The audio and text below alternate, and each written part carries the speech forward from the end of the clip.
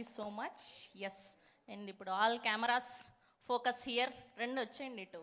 అది ఈయన ఏది చేసినా ఈ మధ్య ప్రభంజనం అయిపోతుంది, ట్రెండింగ్ అయిపోతుంది.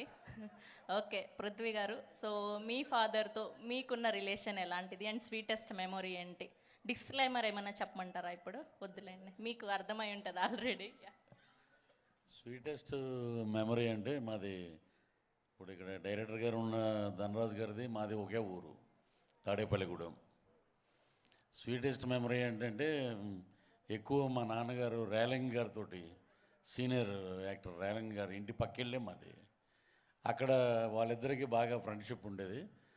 ఈ కొట్టటాలు అంటారు కదా, నేను 7th చదివేటప్పుడు అలా వచ్చి అక్కడ నిలబడి మీరు ఎలా యాక్ట్ చేస్తారండి, అంత సీరియస్గా ఉండి నవ్వుతారేంటి అని అడిగేవాడిని.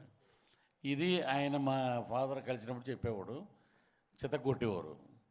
స్వీటెస్ట్ మెమరీ అంటే నేను డిగ్రీ మా ఊర్లో అసలు ఇటు ఎందుకు పనికిరాడు అన్నప్పుడు ఫస్ట్ క్లాస్లో పాస్ అయినాడు తాడేపల్లిగూడెం. తర్వాత ఎంఏ ఎకనామిక్స్ పాస్ అయ్యాను. తర్వాత ఆయన నో మోర్ ఆయన.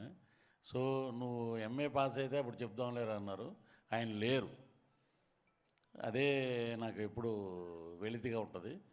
సో అదే నాకు స్వీటెస్ట్ మెమరీ అండి. Thank you.